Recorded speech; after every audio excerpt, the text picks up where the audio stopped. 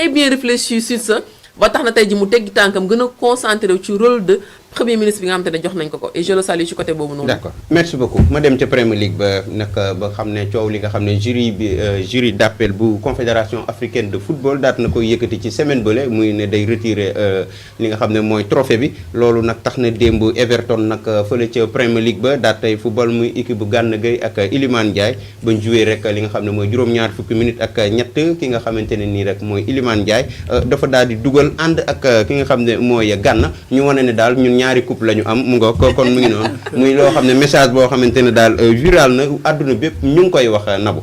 Effectivement maa ngi gis aussi yenn influence marocain yi ci kaas naan ñi il se prend toujours pour les champions d'Afrique.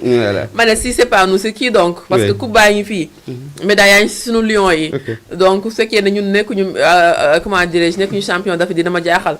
te gis nga yéen peut-être sax yéen a ma ci gën a mën a sori yéen ñi nga xam ne yéen ay góor yéen a ma gën a miin sport bi. mais boo xoolee li nga xamante ne moo am. kan bi toj nga fi kat continuer. waaw d'accord naa am problème boo xoolee li nga xamante ne moo am mooy que ne l'arbitre moo nekk le roi du terrain d'abord. Ouais. C'est lui qui est le juge, c'est lui qui décide. Ouais. Début, fin, carton rouge, carton jaune, et ainsi de suite. Accent sur le On voit que l'arbitre, bien que on a eu des dernières infos, comme quoi que qui a je sais pas président des arbitres, je sais pas quoi, mon éco, boum arrêter match bi. Mais même fait qu'il y a un ordre. La décision lui revient lui-même. Parce que comme c'est lui le boss, c'est lui le chef. ci li nga xamante ne mooy terrain bi. donc c'est à lui de décider fekkee dafay arrêter match bi. wala arrêté wu ko donc il n'a pas arrêté li nga xam ne match bi et il a laissé les joueurs revenir dans le terrain. ba mu fekkee ne article li nga xamante ne si lañ basé muy article 82. bi nga xamante ne wax nañ ko ak 84 boobu noonu. ba mu fekkee ne basé wu nañ ci fii mënul compter parce que lu tax. mooy que ne. moom l'arbitre il n'a pas saisi la chance pour les Marocains d'annuler li nga xamante ne mooy match boobu noonu suspendre ko jël ndaani jox ko li nga xamante ne mooy sénégalais jël ndam li jox ko li nga xam ne mooy marocain yi mais il a laissé continuer certains disent que il a laissé continuer parce que jàppoon na que ne bu fekkoon ne ils étaient revenus sur le terrain que ne ki nga xamante ne mooy ki dugaloon ki doon tiré ki bi mu tudd sax xamanan Diaz ki doon tiré Birahim Diaz jàppoon ne seen xel bu gàtt que ne peut-être il aura la chance mu marqué li nga xam te mooy Panenka bi nga def na ko te joué ko amul yàlla dogal na si biir match boobu toujours rek ñun sénégalais yi yàlla may ñu dugal 1-0 donc mu nekk tey jii li ñu indi suñu deuxième étoile bi ñuy bañ donc ñoom aussi Iliman Ndiaye ak ki nga xam te ne mooy tur bi ak Gana Gueye donc ñu def si li nga xam ne mooy seen match ba pare fësal seen deuxième étoile bi nga am nañ ko ba pare aussi li gën a neex mooy que ne tous les jours ont posté des vidéos sur leur statut sur leur page pour wax que ne Inch'Allah après seen match ak je sais pas Suède la Pérou voilà après suñu seen match ak Pérou dañuy fësal li nga xamante mooy suñu coupe fësal suñu contentement suñu fête bu grandiose indaale coupe bi bien sûr la coupe sera là pour ñu fête li nga xamante ne mooy coupe bi mais les Marocains ont pris mal ça toujours se disant que ñoom actuellement ñoom ñooy li nga xamante ne mooy champion d'Afrique te li gën a grave mooy que ne jury bi nga xamante moo doon décider jëm si wàllum sanction yi nga xamante jël nañ ko te pour di jëlaat coupe bi trophée bi ak li nga xamante mooy titre de champion d'Afrique bi delloo ko marocain yi jury boobu ñu si bëri ñoo ngi naan seen tour mu ngi ci liste bi mais ñoom en quelque sorte génne nañ toog def ay panel wala ay points de presse pour wone que ne ñoom n'ont pas participé ci li nga xamante mooy jury boobu noonu donc instant bi nii ki nga xamante ne mooy président CAF instant bi nii dañ koy woo pour demander ko pour mu justifier à ce que li nga xamante ne mooy liste bi nga xam ne génne na ko bu dugg ci ay tour yoo xamante ne ñooñu seen ay borom génn nañ ne carrément nous on n'a pas participé ci li nga xamante ne mooy décision boobu noonu fan la ko teg ay justification donc nag j'en profite pour lancer un message à li nga xamante ne mooy sénégalais yi parce que nañ profité situation bi pour mën a génne suñu doomu réew yi fi ñu nekk noonu pour ñu teel a mën a ñibbisi parce que l'occasion elle est là soit on la saisit soit ñu bàyyee di xulle encore ba mu rëcc ñu parce que on a toutes les chances pour récupérer suñu doomu réew yooyu noonu mu ngoo ko rek muy mbir moo xamante ne ñu koy tàmbalee rek ci information yooyu kii di roi Mohammed VI nag ci korite gi daat nay rek baal lu ëpp 1200 et quelques personnes yoo xamante ne dalee na gracier te loolu gars yi waa ñi nga xam ne ñooy waa libu gi ak ñi ngi fi gars yi dugaloon nañ ay recours rek pour que ñu daal di fexe nuñ leen ca boole waaye loolu mujjul antu waaye tamit naari ba tey rek lañ jàpp bawuñu ko ndax am na seen benn club bu ñuy wax Union Islamique Oudja moom nag daal di nekk foofu ca Maroc benn sénégalais bu fay football milieu de terrain lay jouer moom nag dafa doon di rek def rek li nga xam ne nekkul sax ci biir terrain bi def ay di wane daal ne moom kontaanul ci li nga xamante ne mooy rek jury d'appel bi li mu décidé daat nañuy rek résilier ab contrat am te foofu lay jouer ca Maroc muy mbir moo xam ne moom Idrissa Ndiaye lay wuyoo décision boobu nag daat nay rek dem ci réaction bi nga xamante ne ni mooy ci wàllu séparation inattendue bi nga xam ne am na ci club bi ak joueur Sénégal boobu nga xam ne da doon bànneexu rek ci mbir moom gis nga naar yi ba tey bawuñu.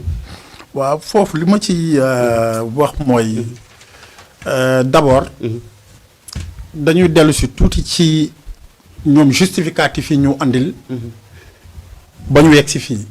D'abord ils ont invoqué l'article 81 et l'article 82. 82 84. waaw ci la ñu ne bu fekkee ne jour yi nga xamante ne dañuy fubal ci terrain bi. ñoom ñëpp bu dee dañoo génn terrain bi. arbitre war na mën a arrêter match bi yem fa. bu fekkee ne dañuy ñëw ci loolu d'abord. da ngay gis ne ñoom ils sont en porte-à-faux avec le règlement je m'explique.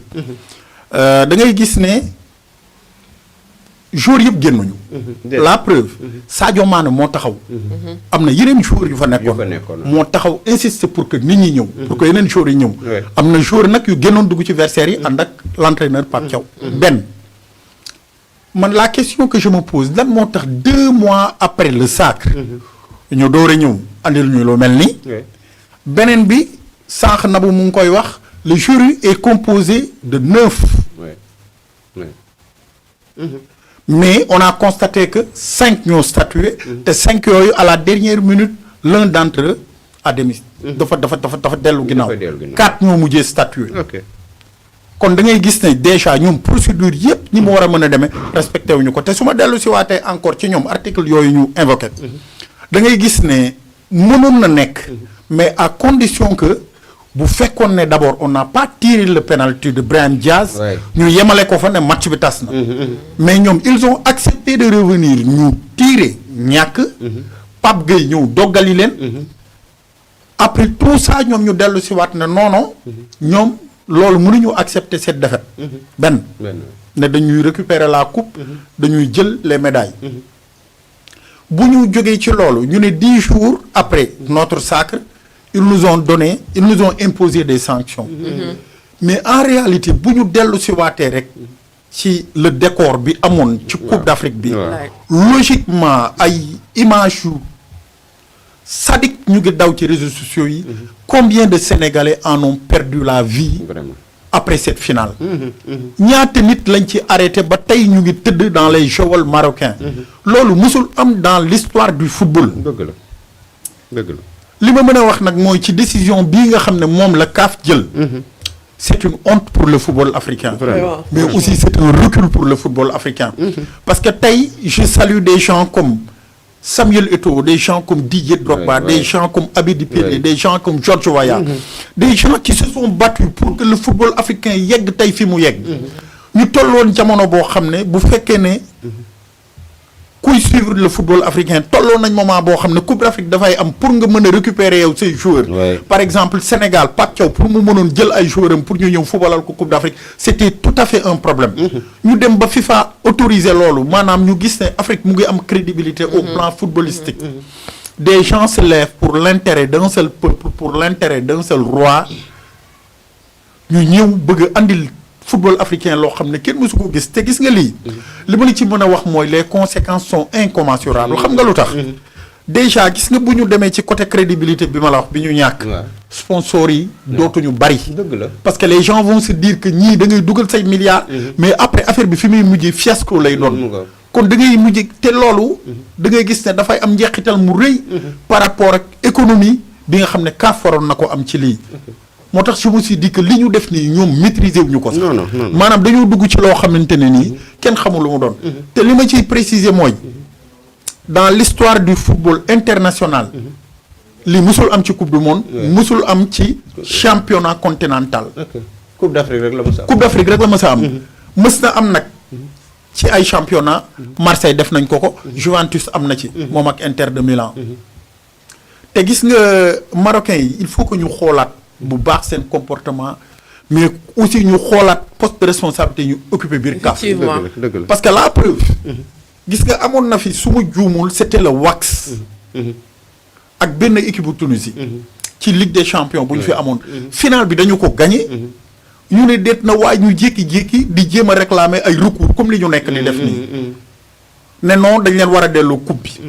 mais bi ñu demee ba ci biir te foofu la affaire bi neexee moo tax je suis tout à fait en phase avec l'État du Sénégal avec la fédération sénégalaise. gis nga àddina jarul ay xëccoo jarul ay xuloo jarul dara. non. fii am na fii ay tribunal yoo xam ne c'est des tribunaux yoo xam ne ils sont impartials. équidistants de tous les partis yu mën a régler problème bi. c'est le cas du TAS. le tribunal arbitral du sport bi nekk à Lausanne en Suisse. gis nga bi ñu tolloo ci coow loolu. Marocains yi di tëbaka dal dañu xoolaat affaire bi càmbar ko ci fond ak forme bi gis ne Marocains yi li ñuy kaas teguñu ko fenn. ils ont repris le trophée delloowaat ko waa Tunis. te am naa ci yaqin bu wér ne. bu ñu xoolaatee fond beeg forme bi. au-delà de coupe bi sax ñuy réclamer. boo teyul sanction yi sax tas dina ko annulé. waaw vraiment. mu ngoog loolu am nañ ci yaakaar surtout fi nga xam ne mooy tribunal arbitral des sports boobu xanaa rek li nga sant di la gërëm rek monsieur Badji nga rek tàggatoo ndax li ñu cëraloon ci waxtu daanaka. waa xanaa di